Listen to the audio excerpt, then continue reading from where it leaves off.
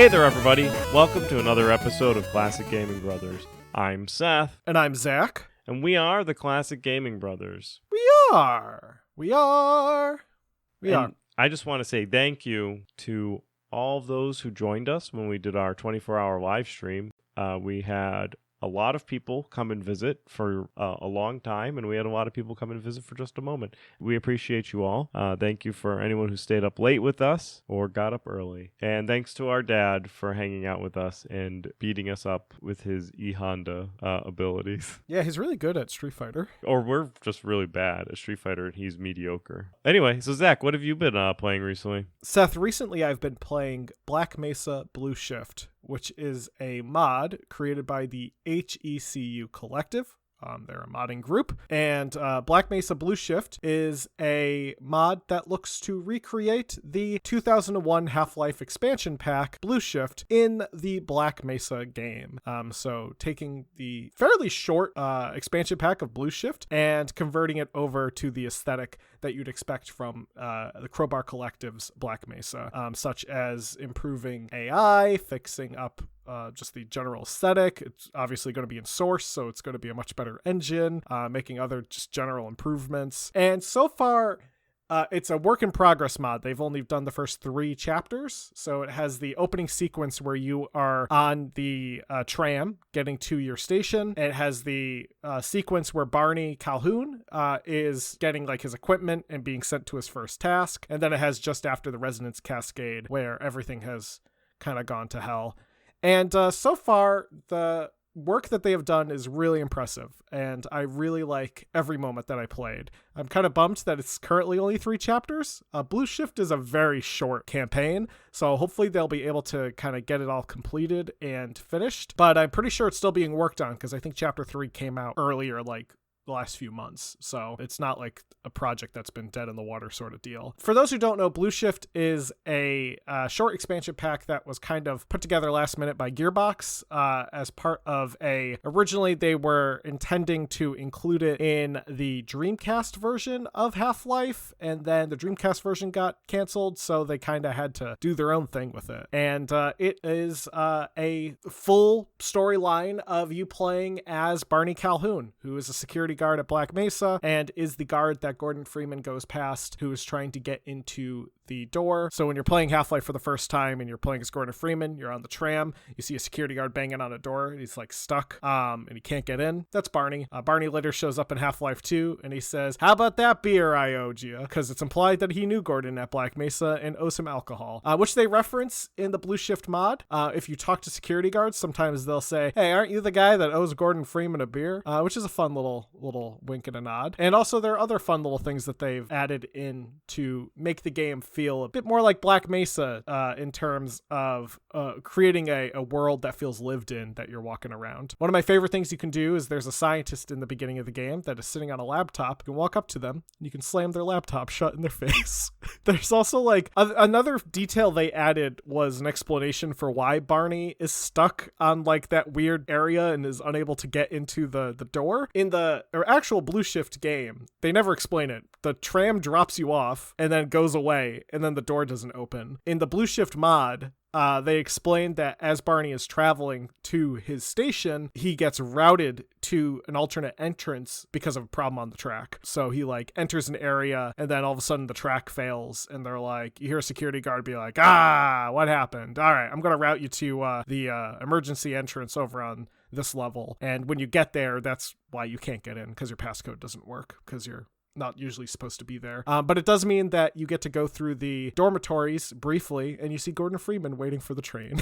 So it's a nice little mod. I'm glad that they put it together. I'm kind of excited to see what else is to come out of it. I think Blue Shift is a fairly underrated DLC for Half-Life. It doesn't really do much to Half-Life that makes it at all interesting. See, there are 2 DLCs for Half-Life that were available, or expansion packs rather. Blue Shift and Opposing Force. Opposing Force allows you to play as a soldier and you get all new weapons. Blue Shift allows you to play as Barney and you get less weapons. So I'm excited to see what they can do with it. Do you think they're going to do Opposing Force? I hope so. They've been working on a couple other various projects at the same time, so it looks like they're trying to port over older mods that they used to make for the Gold Source engine. So they're also working on something called Azure Sheep, which is originally was a Half-Life 1 mod, and now they're reincorporating it into Black Mesa. And they're working on another mod that was a Half-Life 1 mod, and again, they're reincorporating it into Black Mesa. So it looks like they're just kind of going back through a catalog of stuff that they've previously worked on while also working on Blue Shift. So I hope that they finish Blue Shift and maybe give us Opposing Force. Do you know what would be really cool? If they made a multiplayer game where they made Half-Life co-op. Oh, there is a Half-Life co-op. No. But you actually all play individual games that are in the same game instance. So one person plays as Barney and plays through the events of Blue Shift. One person plays as the soldier in Opposing Force, whatever. Adrian Shepard, not to be confused with Shepard, who we'll talk about later on in this episode. And Gordon Freeman. One person plays as Gordon Freeman. And they all have to go to work at the same time and then do their own games. Adrian Shepard he's a soldier, so he comes to work for a big reason, and that's the Resonance Cascade. So right. It'll be very boring for one person who has to start the game a little later than everyone else. No, but you know what? You could build out like a little pregame for Adrian Shepard of him doing boring stuff. Him, like sitting at a barracks. Yeah, so he's at a barracks hanging out. Maybe he has to go to the mess hall, like eat some food. Yeah, just play Sudoku. Go to the gym, do some crunches. Then you have to run to wherever you go to get your weapons to the... And wait, I know how to make this game even better. So a fourth person plays as G-Man and has to run around to get to locations where he's just standing in a corner, and he has to run to the next location and get there in time. So it's got to be what is it? They do a lot of the atypical stuff now, so it's like 1 versus 4 or whatever. So the G-Man can be the scary monster. Yeah, he smacks you with his briefcase. Yeah. Seth, what about you? What have you been playing? So I've been playing Pentiment, which was released by Obsidian on November 15th of this year. Or, 2022, in case you're listening to this episode next year. It's a pretty unique game. It is a adventure game, which I've been playing a lot of. I've been playing a lot of adventure games, and I assume everyone just thinks that I only play adventure games, which is partly true. However, the artwork is pretty unique. You have to put yourself back into the Middle Ages, and in the Middle Ages, they would do these illuminated manuscripts. And what an illuminated manuscript was a manuscript or a book that was illuminated or had doodles on it. They had pictures and generally had very nice etchings. The illumination was done through rare and precious metals that were inlaid into the book, and it was an art form that is relatively out of practice. I don't think I'm sure there's people out there that still illuminate stuff, but it's not something that happens very often. But it was something they did in the Middle Ages, because what else would they be doing? No, and it was primarily something that like monks did with the Bible. The Bible was probably illuminated a lot. Anyway, it was a skill and an art, and in Pentiment, you play in an illuminated book. So the game starts off with an illuminated book, and you play as this guy named Andres Maller, and you're an artist, and you get to kind of determine like who you are as you play through the game, like where you came from and like what you were doing before you came here. But you're just like out in the Bavarian Alps, and you tend to get mixed up into different stuff. Regrettably, I've only played a very little bit of this game. I am looking forward to stopping recording with Zach so I can play more of this game. So I've only played a little bit under an hour or so, but it was, from what I understand, Josh Sawyer over at Obsidian wanted to make this game for a very long time. Like before he joined Obsidian, long time, and he ended up apparently getting the ability to do so, and is the game director and a few other story designer throughout for the whole game. And it's definitely something where I guarantee you he was hired. Like when the acquisition of Microsoft came, Josh Sawyer, who's a pretty lead personality and person at Obsidian, probably was like, if you hire me, I need to have like creative freedom to make this game and give me all of the money to do so, because it's pretty hilarious. I really hope they make more games like this, not necessarily because I've only played a little bit of it and I'm an Obsidian fanboy. I think games like this are important because games like this there's not a game that I know of that's like this. that's like a serious adventure game with the same art style. There are some games that have similar art style that are funny, kind of Monty Python-esque type of games, but like this game is not really trying to be that funny that I've seen. It's also not a role-playing game. It is an adventure game, unlike the game that we'll talk about in just a bit, which is a role-playing game. Today's episode, we're going to be talking about another BioWare game, which we've talked about a few, and we've talked about BioWare, but we really haven't talked about Mass Effect yet. Nor have we talked about Dragon Age Origins, but we'll get to Dragon Age eventually. Now, there's a couple of reasons that we want to talk about Mass Effect, and one of the main reasons, though, is because of the lore. Mass Effect, like Fallout and various other games, have a deep-seated lore, and we can't do an episode where we talk solely about the culture of the Hanar without first talking about the game itself. So in order to get more lore episodes, we need to talk about more games with deep lore, and Mass Effect is one of those games. Now you're asking, is Mass Effect even a classic video game? Well, the first one was released in 2007, so to my brain, no, it's not. But to the rule that a game was released over 10 years ago is a classic game, then yes, unfortunately it does fall into the bucket. I was actually thinking about this while writing the notes. Mass Effect 3 would go on to be released in 2012, which we'll talk about later on. And when we started this podcast, it would not have fallen into the classic video game, but now has fallen into the classic video game definition of being over 10 years old.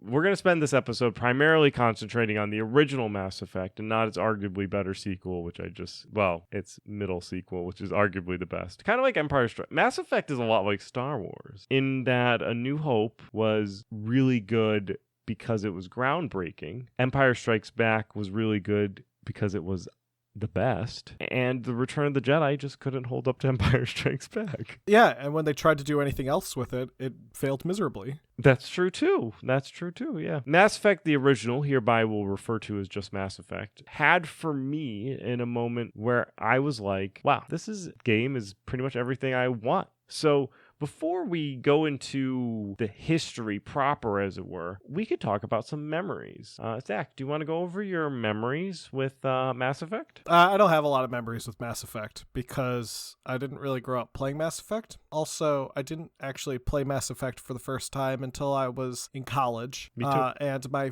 friend gifted me a copy. Yes, but when you were in college was different than when I was in college. I was gifted Mass Effect from a friend of mine who really likes Mass Effect. He's actually the artist for our show who designed our everything. And that's why he's my favorite brother. Yeah, he's your favorite brother. He gave me all 3 copies of the Mass Effect for Origins, so I have Mass Effect 1, 2, and 3. And I played through a bit of 1, and I ended up getting stuck somewhere, and I just never revisited it. It also didn't run. It ran okay on my computer. Like, it didn't have issues in performance. It didn't look very nice.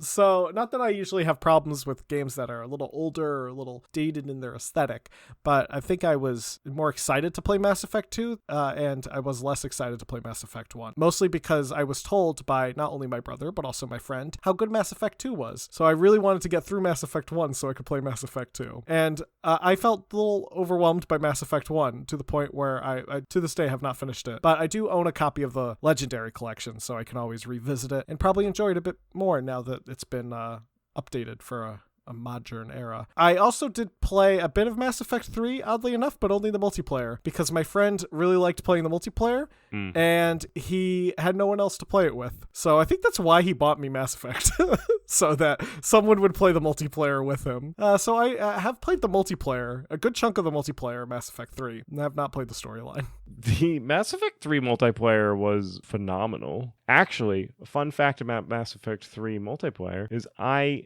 created a friendship through it. I was really into the multiplayer scene when it came out, and I played it a lot. And you need 4 people when you play that game. So me and my friend, we would always team up with one of our friends, and they had a friend that would join us, who I ended up becoming really good friends with. And I didn't know them outside of the Mass Effect multiplayer, but we became instant friends when we both decided to play as Krogans in Bright pink and purple armor because that's how you play as a Krogan. Now, I have a core memory of Mass Effect 1, and I think I actually got you the Legendary Edition.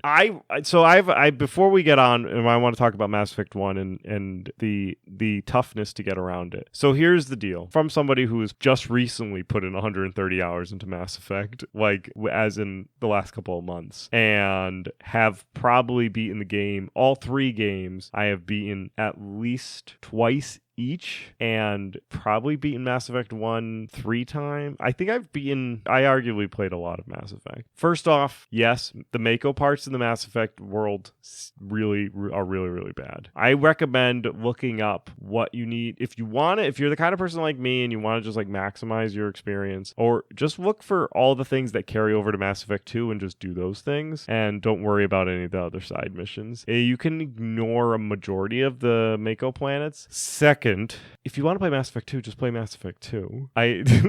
There's nothing stopping you from playing Mass Effect 2 and arguably enjoying the better game beyond the build-up, right? Part of it is the build-up, but Mass Effect 2 allows you to customize your character in the beginning, and you can also just get a save game editor, boot up Mass Effect 1, and build up whatever your save game you want, and edit it up, and then inject it into the second one. But I am like you, and I like playing games from number 1 to whatever. Like, I like playing games in order, if possible, and if applicable. Like, if a game doesn't... Like, looking at Final Fantasy, you do not need to play Final Fantasy 1 through 7. Right. Like, in a row. But Mass Effect 1 through 3 is a trilogy. It is a trilogy, and it's a great trilogy, and Mass Effect 2 is probably like the swan song of it. It's worth it, though. I still 100% worth it. I still get mad at people who don't want to play it. Not necessarily not that you don't want to play like Mass Effect.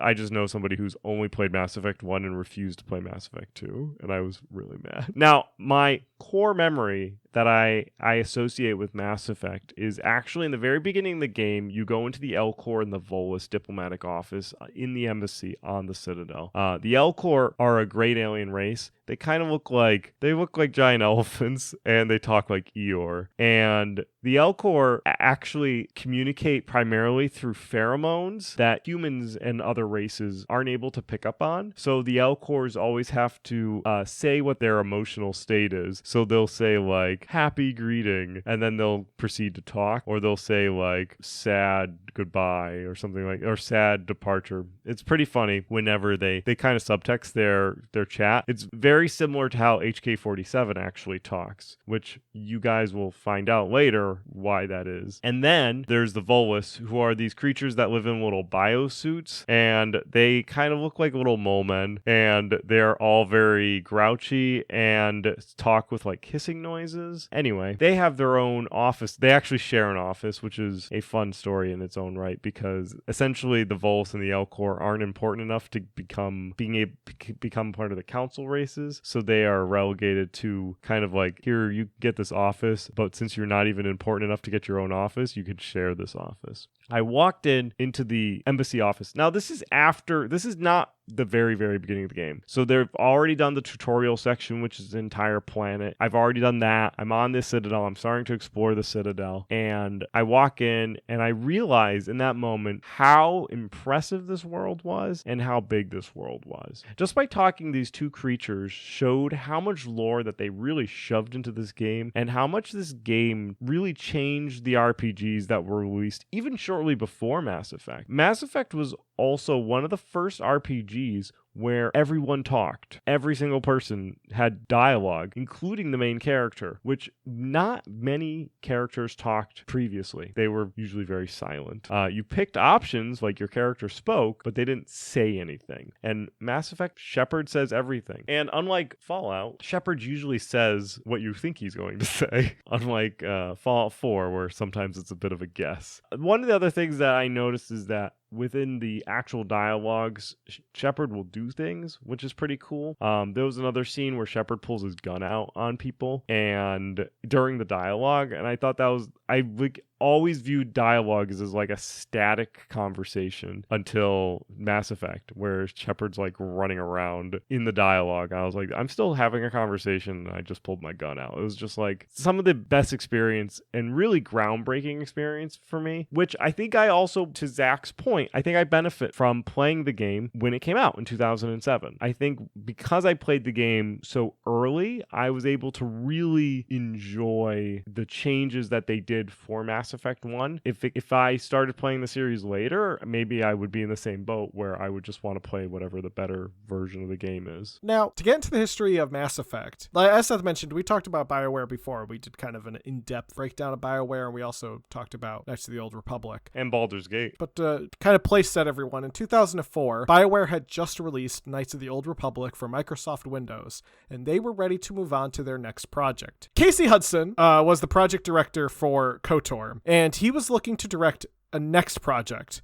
The Xbox was actually headed towards end of life, and the 360 was on its way out. So the BioWare team decided that the next project that they were going to work on would be for the 360, since they could make something even more groundbreaking using all the new tools that were available. BioWare would go on to start the pre-production work in the same year on what would become Mass Effect. 130 people would go on to help build the world we know as Mass Effect. And Mass Effect was always designed to be a trilogy. They wanted the first game to just be the first chapter in a grand story, as they knew that storytelling was really their strong suit. But they wanted to not only have an amazing story, but also an amazing story that was all within their own intellectual property, something that they didn't have to rely on people like Wizards of the Coast or LucasArts to kind of give the push when when it came to actually production. Because in reality, when it comes to BioWare, the important part about having your own IP in any company's sake is you can set your own goals. So if you have, let's say, a game coming out and LucasArts wants you to make that game, they're going to tell you when the game should come out. Versus when BioWare wants to make their own game, they can decide when that game gets to come out.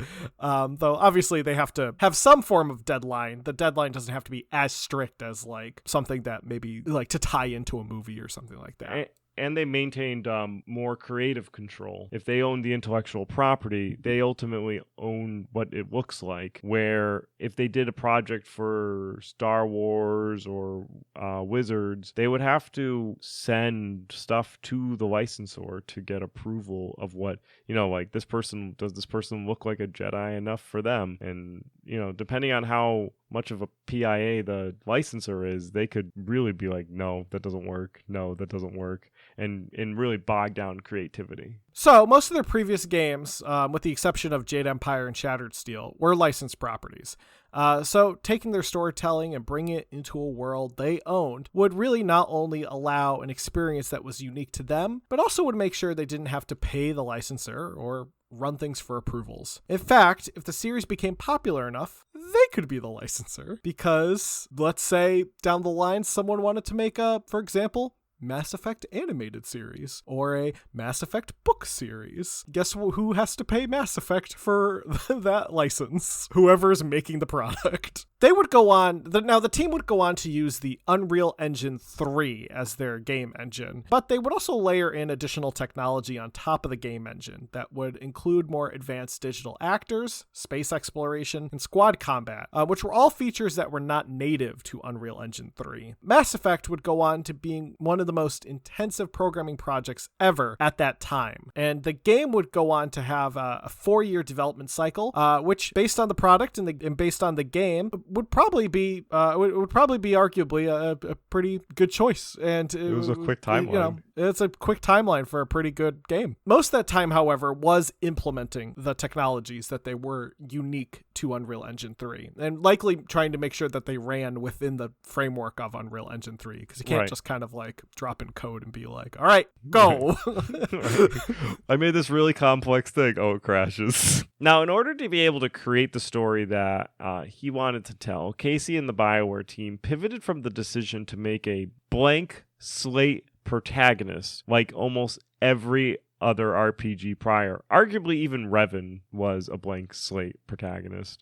I think that's the entire story of Knights of the Old Republic, is that you are a blank slate protagonist. And instead wanted the players to help craft the central character, but ultimately have that character built around the same vision. It's hard to explain, but everyone has their own shepherd who's played through Mass Effect. In fact, many people have multiple shepherds that are all their own. Like, they have multiple visions of the shepherd, but they're all still shepherd ultimately. Whether shepherd goes Paragon or Renegade, whether shepherd is male or female, whether whatever skin color or hair color or eye color combination you want to make, that shepherd is uniquely yours, but that shepherd is also uniquely BioWare's. As you kind of partner with the game to create this story together versus designing a blank character who just goes through dialogue choices. Which, nothing against those other RPGs. Like, I love all RPGs, but I just thought BioWare was very unique with this at the time. Now, in creating this type of character in partnership with the player allowed BioWare to really create an experience that was uniquely theirs and brought a new level of cinematic power to the game. Though, as always, choices and consequences were always the top priority, and a branching story was essential to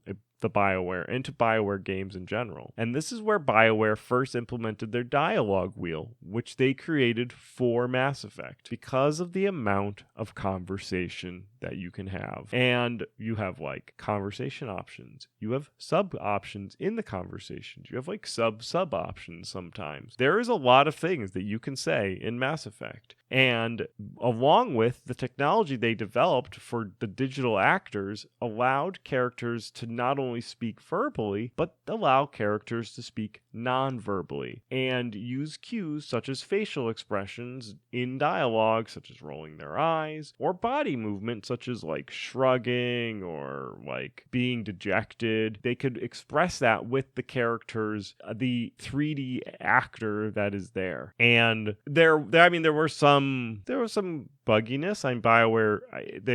It's not like a Mass Effect is not, I'm not going to say perfect. They did have some weird eye issues, and I think Andromeda still had some weird eye. Mass Effect, BioWare and the Mass Effect games have issues doing human eyes.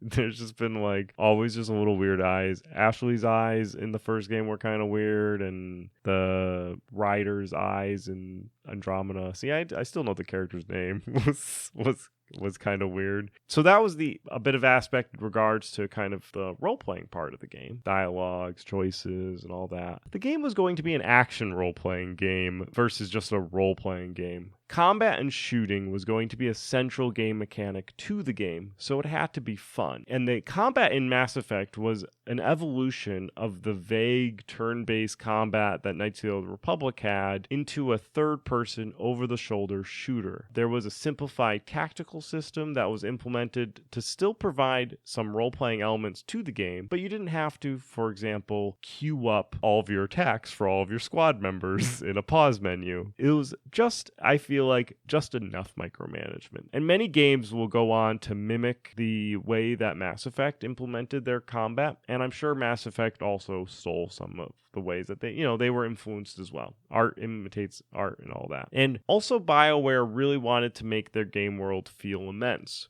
Exploration was another pillar of their game, and beyond building many handcrafted worlds, which are all the worlds that you visit throughout the story, they also created numerous amount of planets that could be explored that provide filler content, where you can drive around the M35 Mako, or be really mad that you're driving around the M35 Mako. It's arguably the part that everyone hates the most about Mass Effect 1 and is actually abandoned in the sequel because they listened to their fans and said, this is going away. They would go on to lean heavily on early games such as Starflight and Star Control and Star Control 2, not only for influencing how to explore the galaxy, but also the actual writing and character and alien design. Well, Drew Capetian of HK47 fame, if you remember our Knights of the Old Republic episode, is back. And instead of being a senior writer, as he was for Knights of the Old Republic, he was the lead writer. Now, an interesting way that Drew and BioWare organized everything was that each of the main planets in the game would have a main writer assigned to that planet. However, all the writers involved in production had to read and review everyone else's work and provide feedback. This was just common practice in all aspects of BioWare. And Drew's main job was making sure all the writers have the same voice and consistency, because if everyone had a different voice and different consistency, the game would have been very bad. While the developers and programmers were spending their years developing new technology, Drew and his writers were spending their years writing. In fact, they would go on to have over 400,000 words in terms of writing, and over 20,000 pieces of spoken dialogue, which according to Drew was about 20 movies or 4 to 5 full-length novels. It's a lot of writing in 3 years. Now, Jack Wall, who worked on Jade Empire, was brought on to compose the music. He, along with Sam Hullock, Richard Jacques, and David Cates, would score 110 minutes of music, which includes the in-game and cinematic music. They would go on to accomplish Wall's vision of marrying the electronic instrument palette of the late 1970s and early 80s with organic elements. Altogether, the package was efficiently and effectively assembled and released in 2007 for the Xbox 360, PlayStation 3, and Windows. Well, I was reading something about how Jack Wall and team assembled the music, and I'm not a musician, but they assembled all of the music in stems, which is different than tracks. Stems are like collections of, you bounce the instruments together, so like you have all your pianos in one, because it's all orchestral music, right? But then they stem it out, so there's like piano, guitar, harps, whatever, all broken out into different groups. All 110 minutes was done this way so that they could, throughout the game, as they were composing, like as they were laying in the composition to the game, they could bring in and out different sections of the music for making more or less changing the impact of the music, which I thought was really cool and how they did that. But I'm not a musician, so I'm sure I'm saying everything wrong. Now, Mass Effect is a action role-playing game. This means you can do role-playing and action. And sometimes those occur simultaneously, very infrequently though. An action role-playing game is different than something like a tactical role-playing game or a turn-based role-playing game. In an action role-playing game, the action is typically in real time, though there may be ways to pause or slow down combat and better to strategize. This comes into play a bit in Mass Effect, specifically when you go into the context wheel. Otherwise, the game plays in real time with combat occurring in a relatively quick pace. As the game is a role-playing game as well, you must go on various quests and meetings, a wide variety of characters, and go through 20,000 lines of dialogue. There's a lot of talking in the game, and a lot of talking about quote-unquote Reapers. My favorite t-shirt I own is the Turian counselor. He's quoting his fingers and he's talking about the threat of the Reapers. Now, in the game, you play as Commander Shepard, who Zach always wants to call Adrian Shepard, who is the main character, as we spoke earlier in Half-Life: The Opposing Forces. Unlike in Half-Life, Commander Shepard can not only have a unique first name, but he can also be a man or a woman. You can also design Shepard to look however you would like them to look. Now, Shepard is an elite human soldier who is tasked with stopping an evil alien race called the Reapers from destroying everything. This is a pretty big simplification of the story. Probably a grossly oversimplification of the story. But like most role-playing games, there are a lot of moving parts. And to be honest, it would probably take us a very long time to go through the story in greater detail. No, and go through I'm all the do different... it right now. In the first Mass Effect, you're just going after one guy. His name is Saren.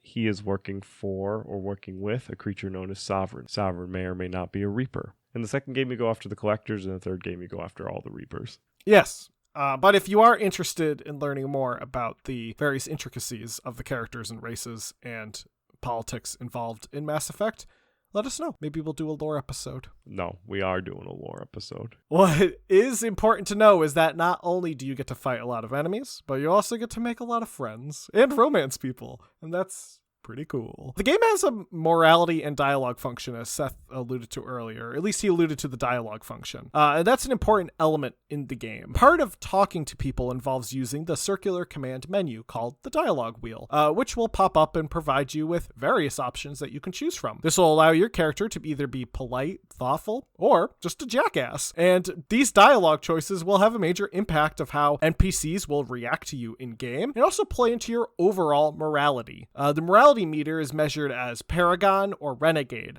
Paragon meaning that you employ things like charm or I would say less aggressive tactics, while Renegade is more intimidation and aggressive tactics. I have some favorite Paragon and Renegade moments. I think the Renegade moments are more enjoyable and funny than the Paragon moments. To be, I feel like. Some of my favorite Renegade moments are while you're in Mass Effect, you eventually play as a Spectre, which is for the special tactics and reconnaissance units for the Citadel, and the Citadel is run by the Council. The Council occasionally likes to check in with you and sees how you are doing, so you get like little hologram calls with them after every mission, and you can either recap them nicely or you can just hang up on them. And that's the best part, is just they start getting angry with you and you just go, all right, disconnect the call, and you hang up and just turn around and leave them. Joker actually makes a joke about that. Joker's the pilot of the Normandy.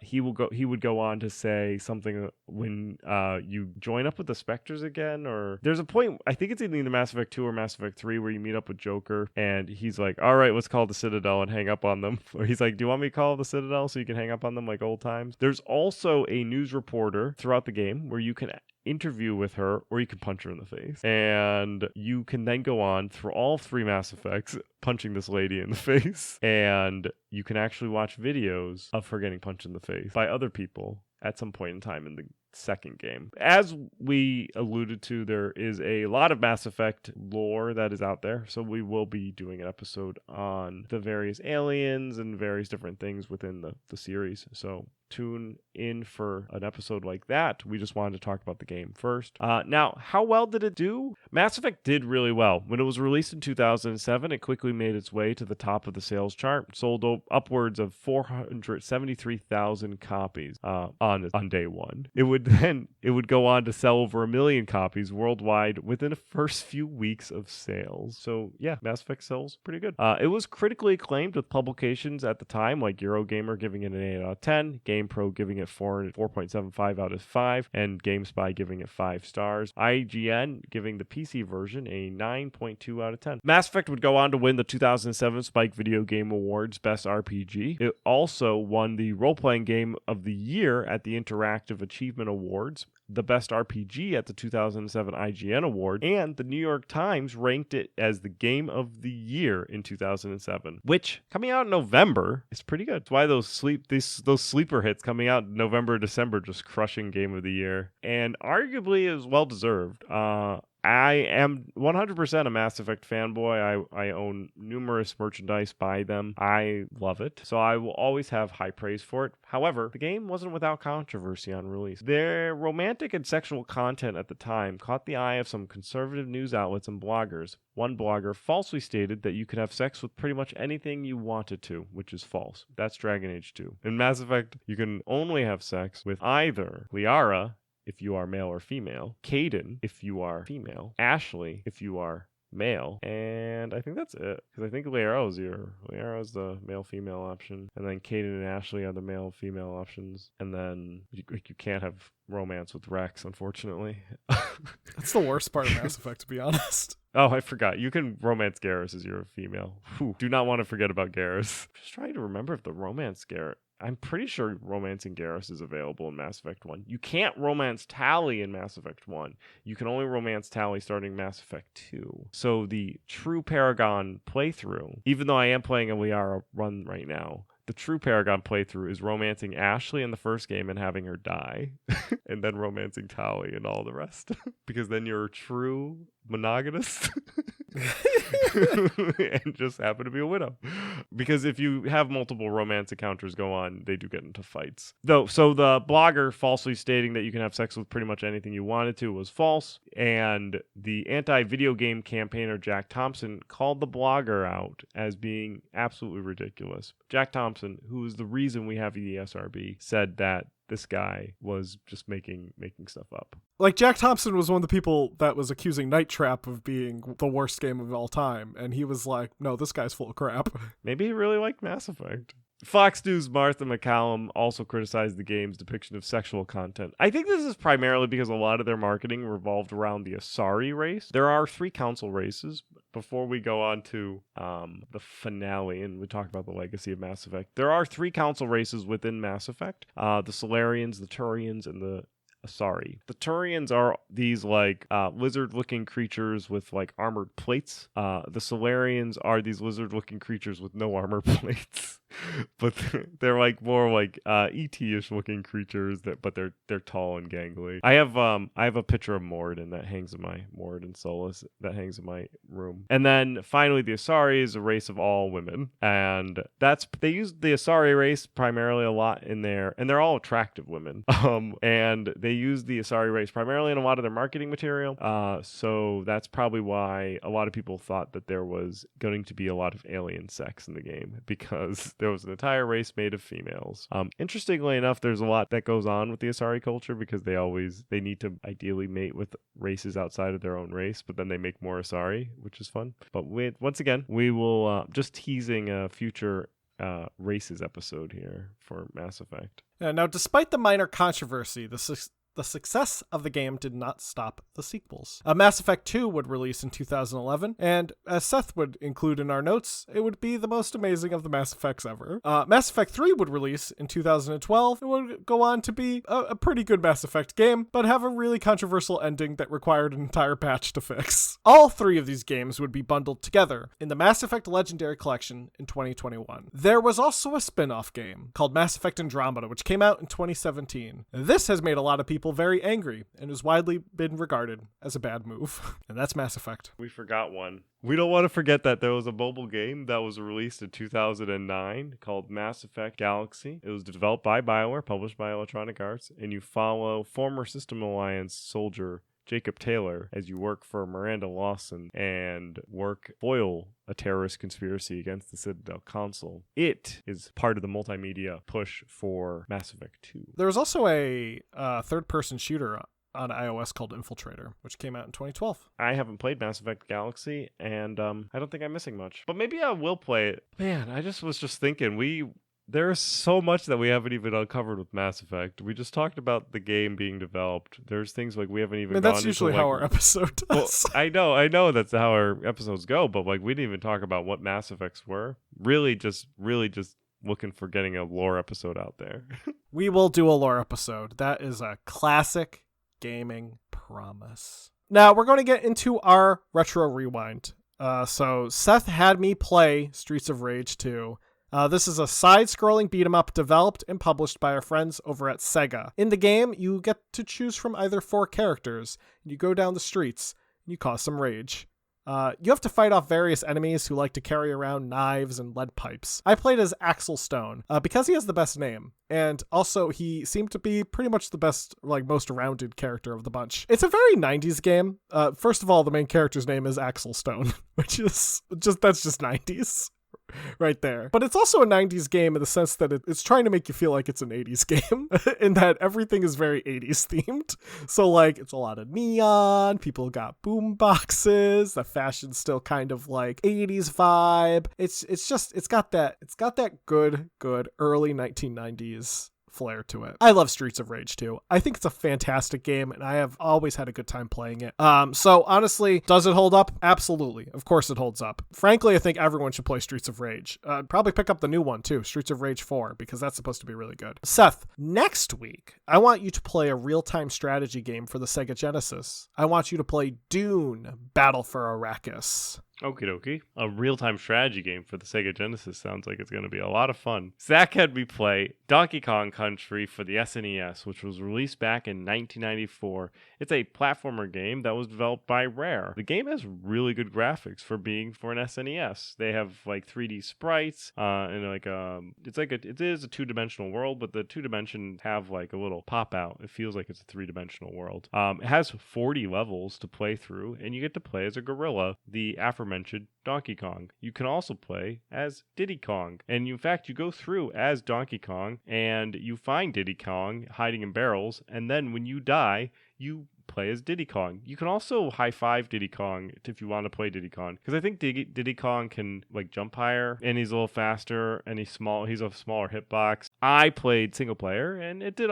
all right. It's a fun little platformer. It's very classic, and when it comes to your when you think of a platformer game, it's definitely up there in the top I would say top 10 platformers of that era. It's not the best platformer out there, but it's a solid playthrough. It holds up, of course. I recommend Donkey Kong Country for those who are looking for a fun, lighthearted platformer. Though I think any game where you jump on your enemies to defeat them is going to be lighthearted. Yeah. Just by the nature of stepping on people to kill them. Zach, you could play the 1990 game Snow Bros for the Sega Genesis. Okie dokie. I'll do that. Now, this was a fun episode, and we hope you had a good time. Our next episode will be our third year of Classic Gaming Brothers, our 156th episode, which would be 52 times 3 years of Classic Gaming Brothers, released every Sunday for the last 3 years. Quite the achievement, if I do say so myself. If you want other people to revel in this achievement, you can tell them to listen to Classic Gaming Brothers, or as we used to say in our early episodes, go tell 3 friends. And you can also, if you want to learn more or